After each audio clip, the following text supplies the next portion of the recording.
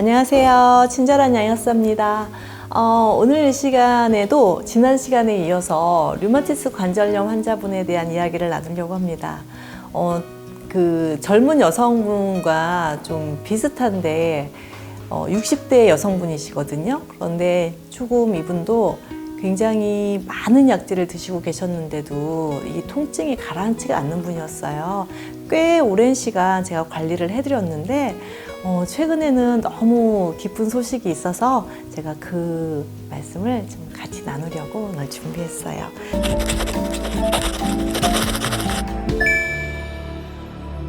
이 환자분은 MTX를 무려 7알, 그리고 스테로이드, 또 다른 류마티스 약제들을 다 골고루 다 드시고 계셨는데도 불구하고 발바닥의 통증이 굉장히 심했던 분이에요. 그런데 운동하시는 걸 너무 좋아하시는 거예요. 맨날 산책 가신다고 그러고 발바닥이 아프신데 어떻게 산책을 하세요? 말씀을 드렸더니 그래도 운동이라도 해야지, 너무 스트레스 받아서 집안에서만 있을 수가 없다, 이런 말씀을 하시길래 제가 물론 답답하시겠지만 발바닥 통증이 있을 때 운동하시는 건 권장드릴 수는 없습니다.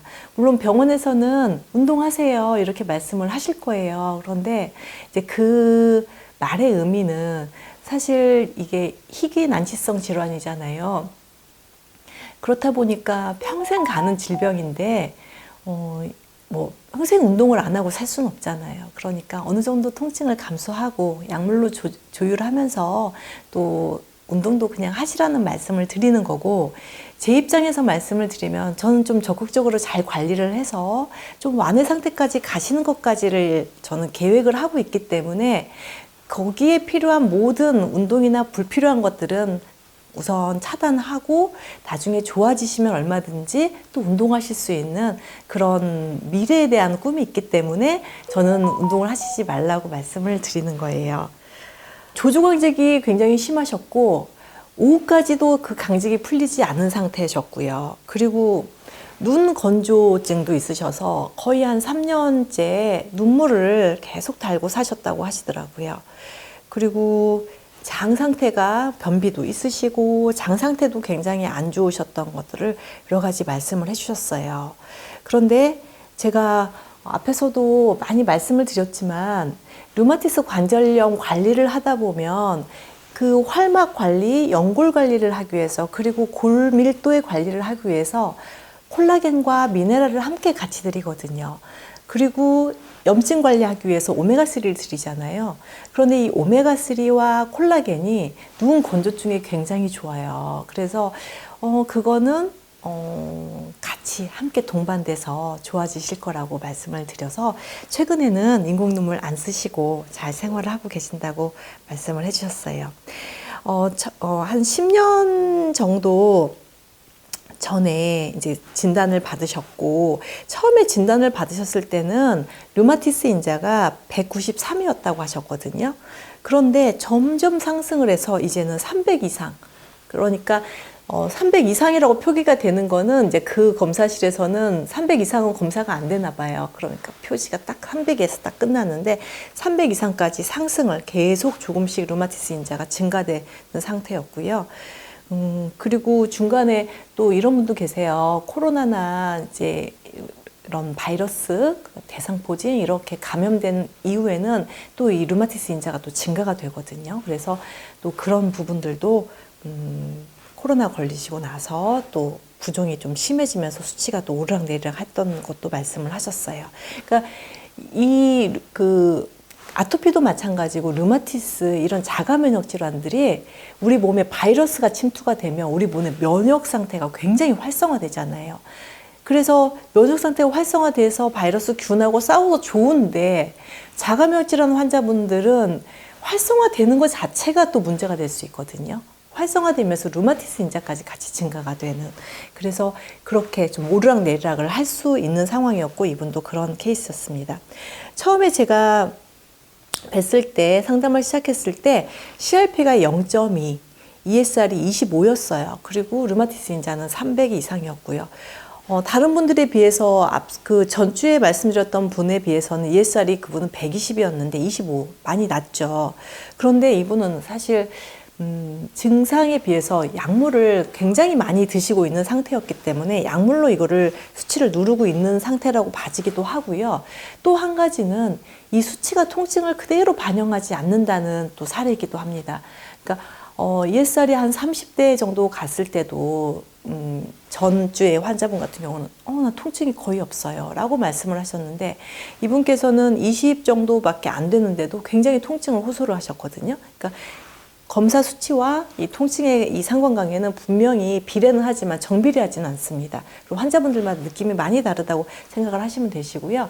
그리고 또 뭐가 있냐면, 똑같은 공격을 받아도 내 몸에 이 활막이나 연골이 그거를 공격을 흡수할 수 있을 만큼의 조직이 튼튼한 상태면은 실제로 염증 수치가 높다 하더라도 견딜 수가 있는데, 이렇게 이제 나이가 이제 60세가 넘어가셔서 활막 상태가 좋지가 않거나 그러면 이렇게 통증을 더 많이 느낄 수 있어요. 발바닥 통증이 있다고 하셨는데, 발바닥에도 근육이 있어야 되거든요. 그래야 우리가 이렇게 오랫동안 걸었을 때 그 근육이 받쳐주잖아요. 그런데 좀 50대, 60대, 70대가 넘어가신 여자 환자분들 같은 경우는 발의 근육 상태 때문에도 더 통증이 느껴지셔서, 제가 처음부터 콜라겐이나 미네랄 관리 그리고 이런 근육 상태 관리를 함께 좀 적극적으로 하시라고 말씀을 드려서 이분은 그렇게 계속 진행을 하고 있었습니다. 한 2달 정도 지났을 때 검사를 하셨는데 ESR과 이 CRP의 변화가 별로 없었어요. 그리고 조금 더 지켜보자. 왜 나는 변화가 없을까요? 그러시더라고요. 그래서 조금 더 지켜보자. 이래서 6개월 정도 후에 검사를 하셨는데 ESR이 2로 떨어졌어요. 그리고 CRP는 0.1로 떨어졌고요. ESR이 2면 거의 그냥 정상인과 가까운 수치거든요. 물론 약물을 드시고 있는 상태이셨기 때문에 그것도 뒷받침이 돼 있지만, 똑같은 조건 하에서 봤을 때 영양소 관리하고 나서 25에서 2까지 떨어지고 CRP는 0.2에서 0.1로 떨어지고요. 류마티스 인자가 300 이상으로 나왔었는데 237로 수치가 떨어지더라고요. 그때부터 병원에서 스테로이드를 이제 좀 줄여가자. 그리고 MTX도 내알로 좀 줄여가자. 이렇게 해서 지켜보자라고 하셨거든요. 그래서 저도 약물이 좀 줄어들기 때문에 이렇게 CRP나 ESR 염증 수치가 또 다시 올라갈 수 있는 상황이기 때문에 계속 좀 지켜봤는데, 그 다음 검사하셨을 때 ESR이 2로 정상 범위로 그대로 잘 유지하고 계셨고, CRP는 0.06으로 더 떨어졌더라고요.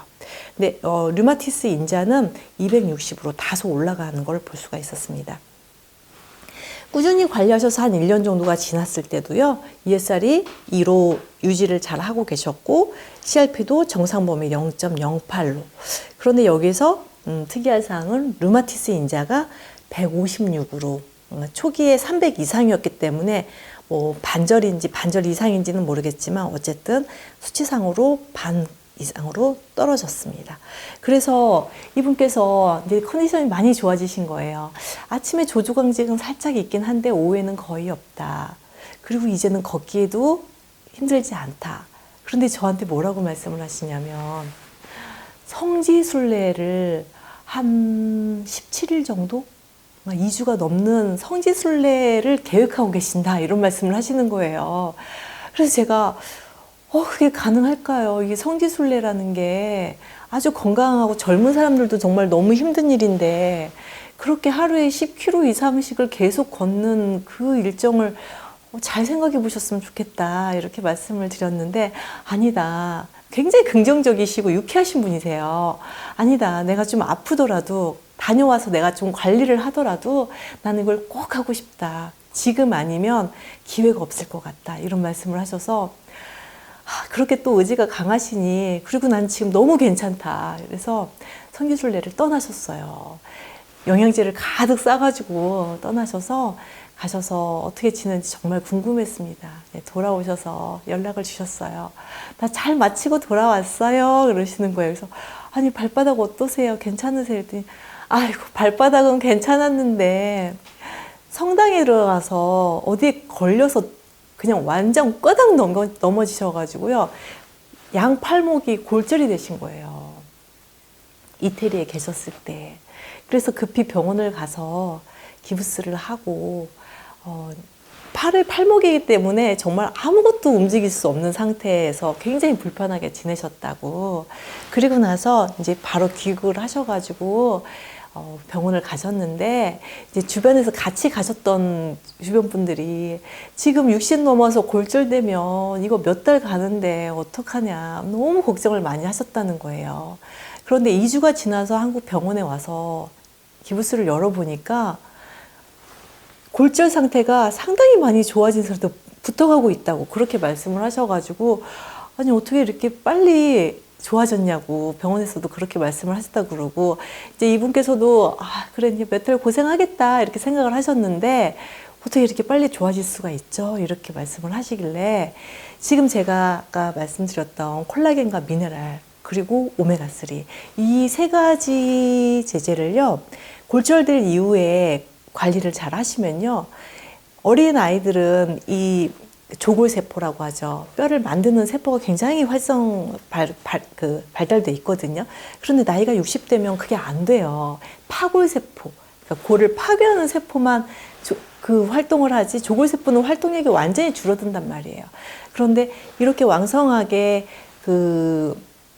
뼈도 살아있는 세포거든요.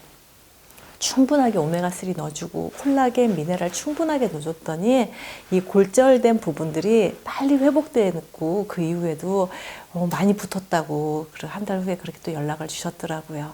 그래서 이분과 막 얘기를 하면서 깔깔깔깔 웃으면서 제가 이분의 이런 스토리를 쭉 보면서, 물론 거의 1년 거의 2년 정도의 관리를 꾸준히 하시면서 그렇게 성지순례까지 마치실 수 있는 건강 상태를 회복하신 거에 대해서 정말 저도 너무 기쁘고, 환자분도 삶의 질이 너무 좋아져서 좋다.